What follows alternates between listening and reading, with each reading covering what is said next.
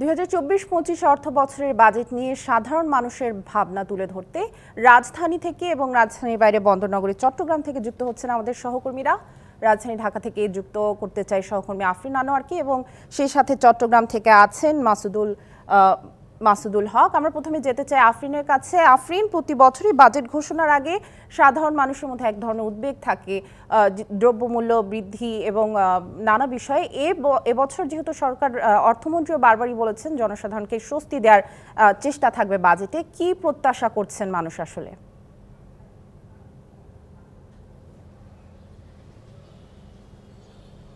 সামিয়া, আপনাকে অসংখ্য ধন্যবাদ যুক্ত করবার জন্য। আসলে বিষয় যেটি যে বাজেটকে ঘিরে প্রতি বছরই সাধারণ মানুষের একটা আলাদা ভাবনা থাকে যে সাধারণ মানুষের জন্য হয়তো বা একটু স্বস্তিকর বাজেট আসবে, এবং আপনি যেটি বললেন যে অর্থমন্ত্রী এবারও বলেছে যে এবারকার বাজেটটাও হবে সাধারণ মানুষকে ঘিরেই।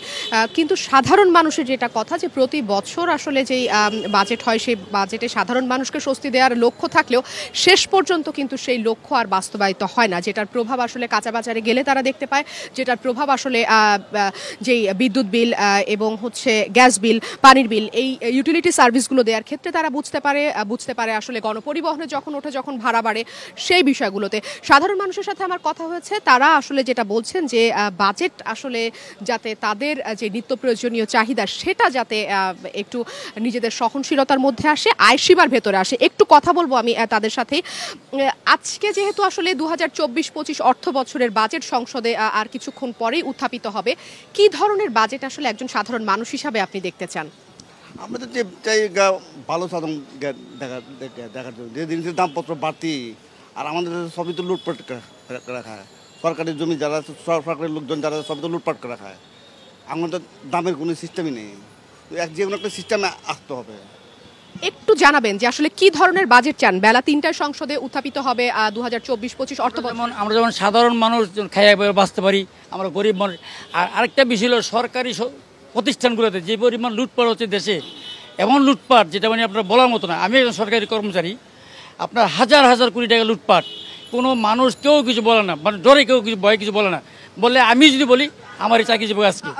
আপনি যেটা বললেন সেটা আসলে বাজেটে কিভাবে প্রভাব ফেলতে পারে এইটার সম্বন্ধে আমি তোর বলতে পারবো না। আমরা এরকম করা উচিত যেমন সাধারণ লোক যেমন খাইয়া বইরা বাঁচতে পারে। আমরা গরিব মানুষ, আমরা সাধারণ লোক, আমরা যেমন যেটা এমন একটা বাজারও উচিত যে একেবারে সাধারণ নিম্ন আয়ের মানুষ ভালো চলতে পারে, ডাল ভাত খেয়ে থাকতে পারে। একটু জানাবেন কি যে আজকে যেই বাজেটটা উত্থাপিত হচ্ছে সেই বাজেট কি ধরনের বাজেট আসলে?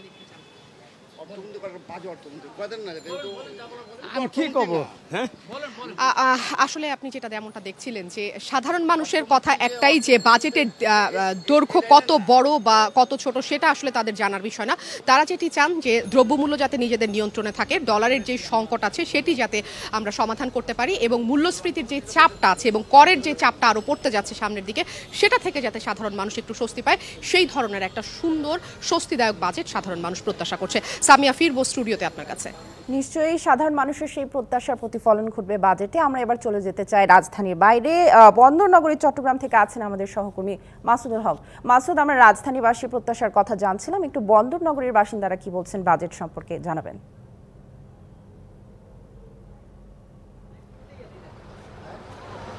এই মুহূর্তে আমি রয়েছি দেশের ভোগ্য পণ্যের প্রধান পাইকারি বাজার চট্টগ্রামের খাতুনগঞ্জে, এবং আমাদের সাথে রয়েছেন কয়েকজন ব্যবসায়ী যারা এখানকার আমদানিকারক বা আড়তদার।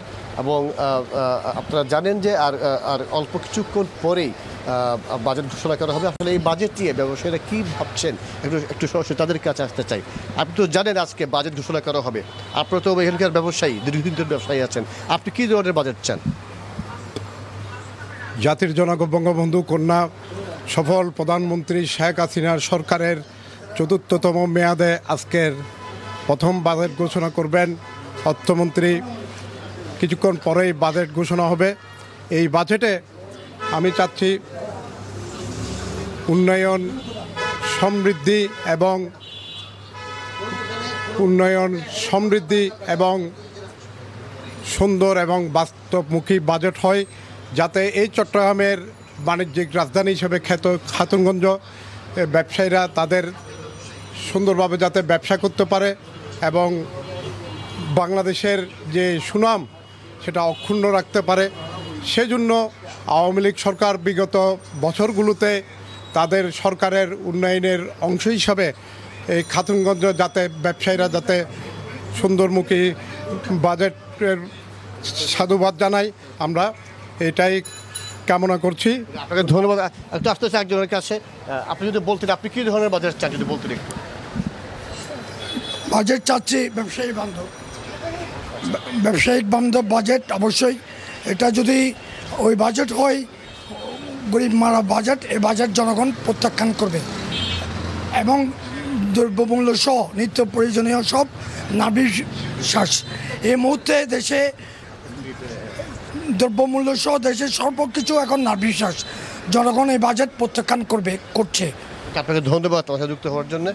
আসলে এই বাজেট নিয়ে বাজেট ঘোষণার পরে চট্টগ্রাম চেম্বার তারা একটি মতামত জানাবেন বিকেলে।